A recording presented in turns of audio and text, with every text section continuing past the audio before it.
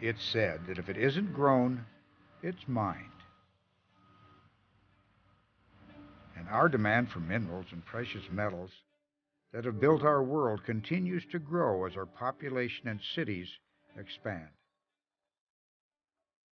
Nevada continues to be one of the richest sources on the planet of a variety of minerals.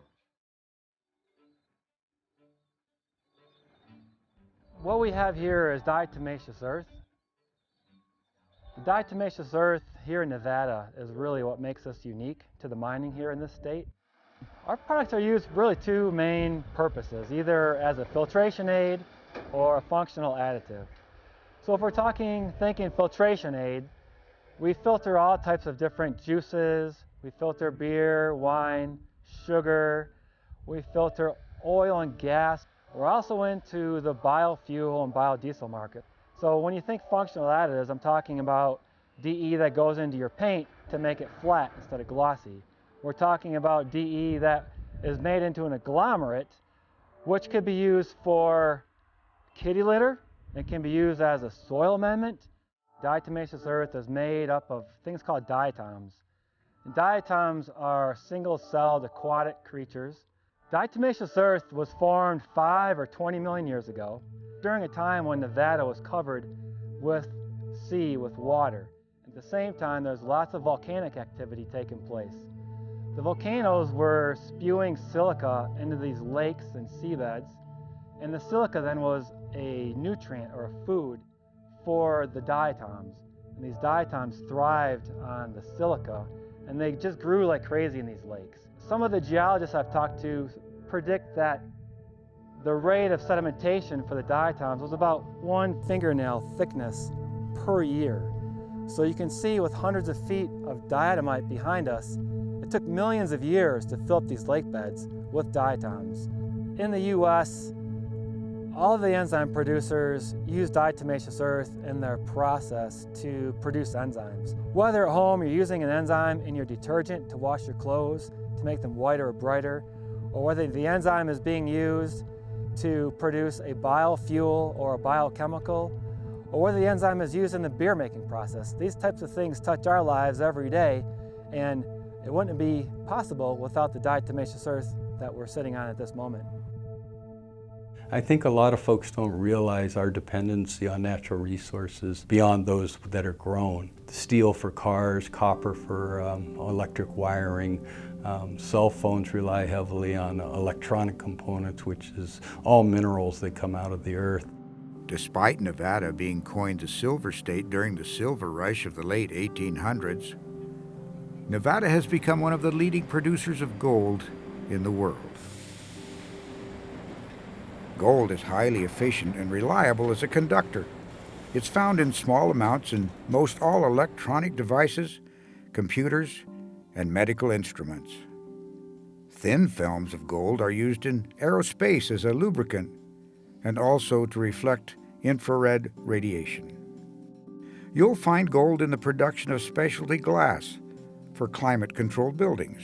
The amount used can be enhanced to create an opulent look, a favorite in Las Vegas.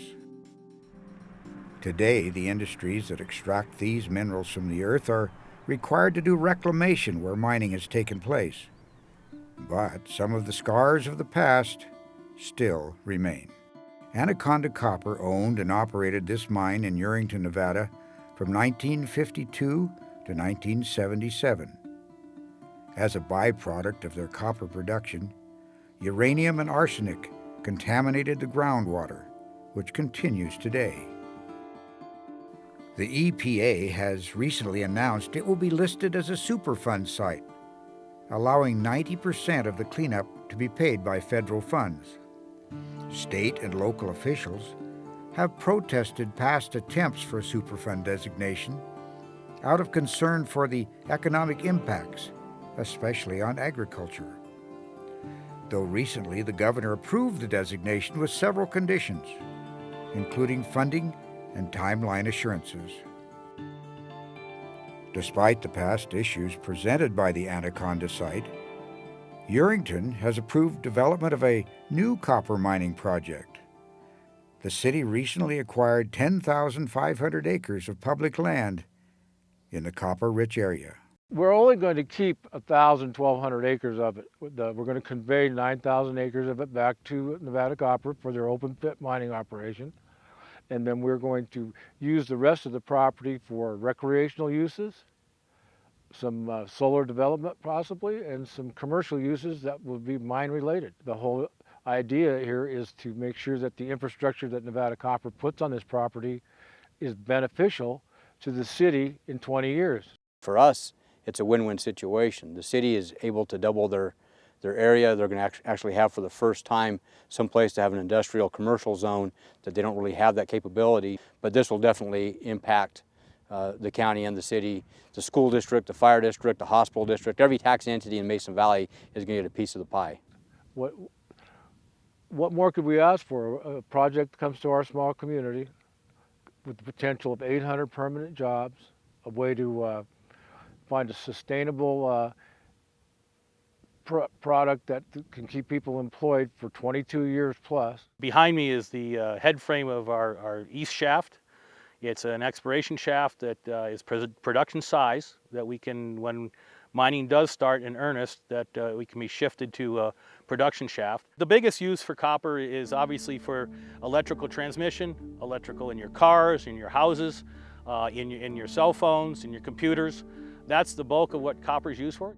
The average vehicle contains between 40 and 80 pounds of copper and up to a mile of copper wiring. It's also the main component of U.S. coinage. Even nickels, dimes, and quarters are mostly copper. It's also often combined with other metals such as zinc to form brass, used abundantly in musical instruments. Mining today is a heavily regulated industry, as they have to meet a stringent series of state and federal regulations, some of which are the result of lobbying by environmental groups. There's reclamation and there's reclamation. We worked with Assemblywoman Vivian Freeman in the 90s on getting the first reclamation bill through, and they did not want to do that. Newmont came through though, and they dragged the other people in the industry for reclamation. In the case of Newmont, our operations in Nevada are covered by in excess of 535 permits. Each of those permits has some version of a monitoring and reporting requirement. Those permits cover all components of our business, ranging from protection of air and water quality to closure and reclamation to long-term monitoring. They know we're watching. They know that we like to have conversations. We like to discuss issues when they come up. And we feel as though this has improved practices by the industry itself, and also has improved the oversight at the state level. We have two primary goals. One is to protect waters of the state, and the other is to create a productive post-mining land use. And that's done through our reclamation program. So we have two sets of permitting processes. One is a water pollution control permit, and the other is a reclamation permit. Before a mine can even open, most mines can even open, they have to post a reclamation bond. And they do that because there's a history of mines going out of business and then not being able to clean up the messes that they've made during the mining process. So before they can even get a permit to actually do the mining, they generate these bonds. There are modeling programs that we actually can run and determine what that bond price should be. In the case of Newmont, we're currently posting and holding reclamation financial assurances of about $1.2 billion to cover our activities. So bonds are held for the life of the mine until reclamation success is achieved and demonstrated to the satisfaction of the agencies. One of the consequences of an open pit mine is the development of a pit lake after mining operations cease. Pit lakes are created in a number of ways for mining, but the most common is that the ore body is actually present below the groundwater table. It's actually sitting within the groundwater. In order to access that ore body, They need to pump the water out from around the ore body and then go in and excavate it out and beneficiate that ore.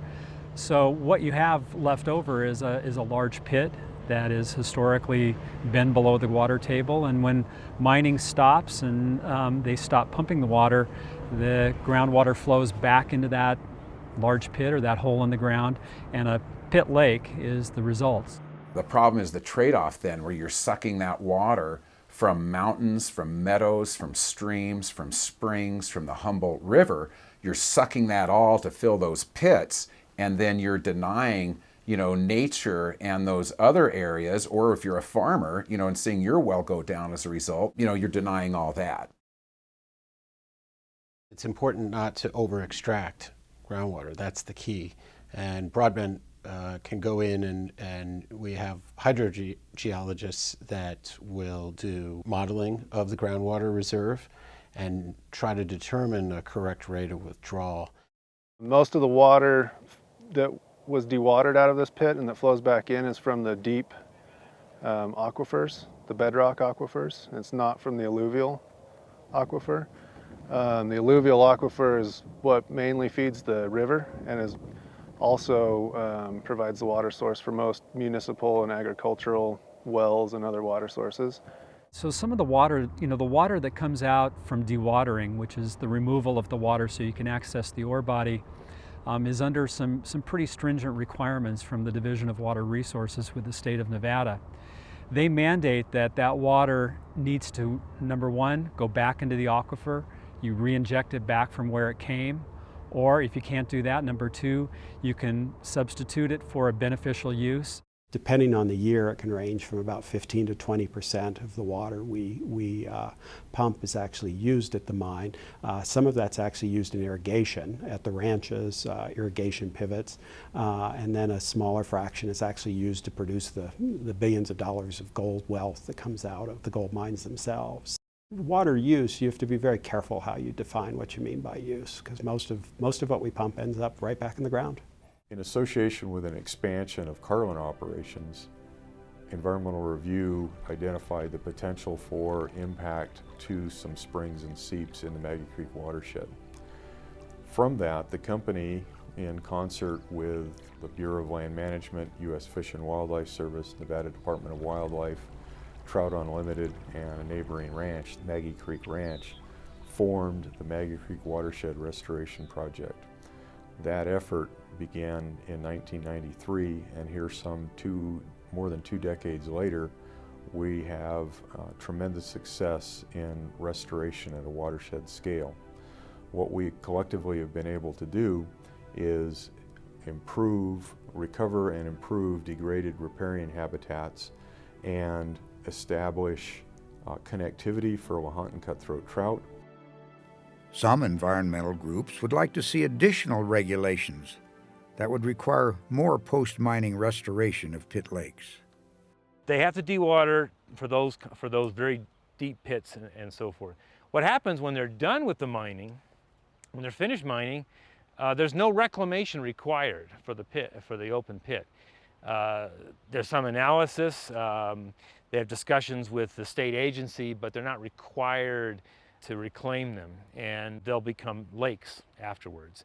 So we feel like this is something that needs to be addressed. This is an area which was once an area of land that was open to the public, and we think that it should be reclaimed for public use in some way. While reclamation of pit lakes that would turn them into a public use is not currently required, maintenance of the water quality is part of the closure responsibility of the mining companies. In this particular pit lake, we have a very seasonal and what we consider to be temporary low pH in the surface water of the Lone Tree Pit Lake. It happens in the summertime when the temperature and the sunlight becomes more intense. It starts to warm the surface of the lake. We actively manage that and treat that. We add lime and trona, and we're testing a variety of other alkalinity agents to buffer that pH. So what generates low pH in the water is a sulfide mineral in the wall rock. It's naturally occurring because it was deep in the earth. It was not oxidized, it wasn't exposed to oxygen. Once we mine that and exposes it to oxygen and water, it can generate a weak acid. Most of the pit lakes in Nevada are sinks, and because of that, there is no outflow from the pit lake. Because in Nevada, the evaporation is greater than the inflow rate, the majority of the pit lakes are sinks. One unique example of a pit lake that has been restored for use by the public is right in the middle of the city of Sparks. Right behind me is a pit lake. The Sparks Marina is a former gravel pit that is being used for recreational purposes. Some of the other pit lakes, however, have extraordinarily steep wall sides. Sometimes the water is at a very low level, and it wouldn't be safe for the public to access those lakes.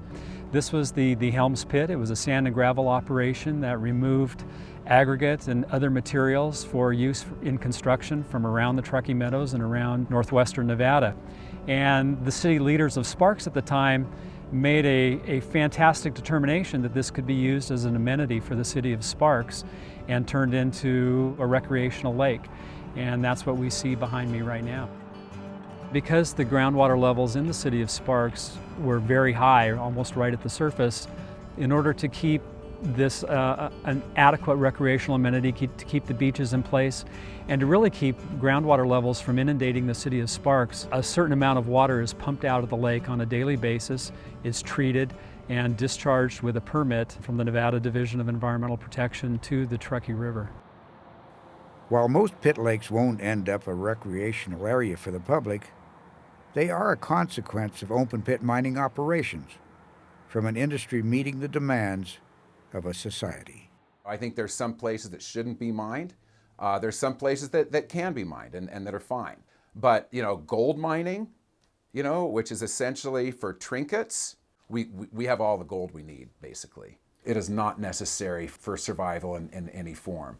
But we are going to have to extract minerals from the ground in order for society to continue. Gold is not one of those minerals, though. Well, I mean, this is an interesting question about the use of precious metals. About 8.6% goes to electronics, and about 2.6% goes to industrial uses. The rest of it goes to financial industry, financing, and the bulk of it goes to jewelry.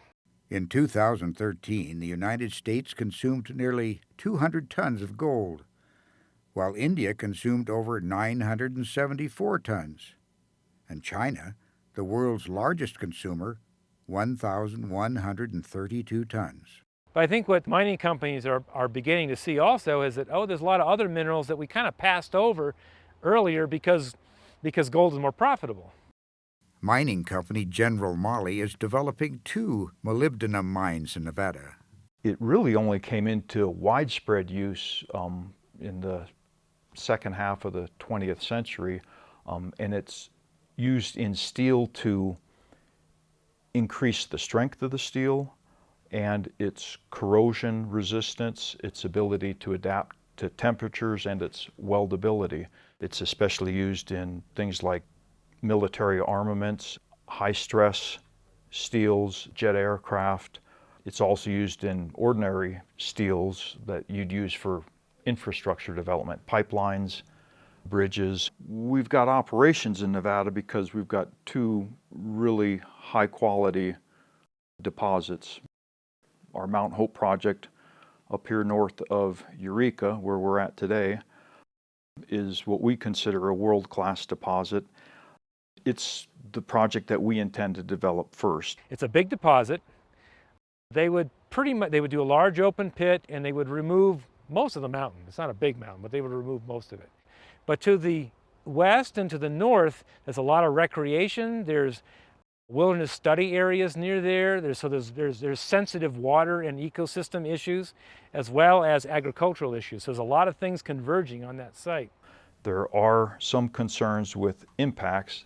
That's my job, is to make sure that we minimize our impacts and mitigate any impacts that we do have. The permitting has been a long process. It's very involved, but we've involved the county and the individual stakeholders throughout the process. Nevada also mines silica, used for making glass, as well as barite, another mineral few of us even know about. Most of the barite here is used in the in the petroleum industry. The barite is crushed out here at Argenta and up in Dumphy, and they ship it to the oil fields. And what it does is prevents blowouts. When you're drilling, it makes it heavy enough that if they hit a gas pocket, it won't blow back up the pipe and have a flame out. In the past decade, the demand for lithium, a metal found in brines and clays, has increased as lithium-ion batteries have the highest electric output and lightest weight of any battery material ever used. Most all advanced electronics, including cell phones and computers, use lithium batteries. But one of the largest consumers are companies manufacturing electric vehicles. Tesla, who is building a massive battery plant known as a gigafactory in northern Nevada, will produce more lithium batteries than all of the current producers in the world combined. Currently, global demand is being met by Chile and Australia, which mines 75% of the world's lithium. Though Nevada, it's been discovered, has one of the largest deposits in North America. Lithium Nevada Corporation in the north part of the state is exploring this deposit and awaiting feasibility studies to begin mining operations. Nevada also has several gypsum mines. Gypsum, like diatomaceous earth, formed back when this area of Nevada was covered with ocean, and also is used heavily in agriculture. In the western part of the United States, you don't have a lot of rainfall, and the drought has exacerbated the presence of a lot of these salts that are present in the groundwater and the irrigation water that they're using in California and in other parts in the western United States. We want to be adding calcium from the gypsum to counteract that effect and regain a healthy balance in the soil profile for the plants. When you get on into California, Oregon, and Washington, it becomes less predominant, and as a result, many truckers are going a fairly good distance to come to this location to get some good quality gypsum. They use the gypsum or the anhydrite that we mine here as a retarder in the curing of cement. So it is used as another amendment for construction. Much of the gypsum that was used to rebuild San Francisco came from this mine. There was a trolley affair that ran from this mine down to the railroad tracks and loaded the rail cars that headed to San Francisco. So it is, this mine has been around for a very long time. There are several industrial mineral mines in southern Nevada, which help fuel the continued growth of Las Vegas. I think the key thing to remember is that everyone is impacting the environment all the time. Mines, of course, as well. I think to a certain degree, yes, mines have the ability to impact far greater than a lot of other industries. However, because we know that, the stringent regulations that have been put in place are there for a reason, just because of the potential impact. We have a professional environmental team here. We try to stay ahead of where the regulators will want us to be. We've taken steps in water management, in air emissions. You know, this is the most regulated country in the world when it comes to environmental management. We have a reputation to protect, and we do everything we possibly can in that area. While mining reclamation can't return all the landscape that's been altered back to what it was, there is a connection to be drawn between the minerals extracted and the infrastructure, transportation, and technology we rely on, which alters yet another landscape.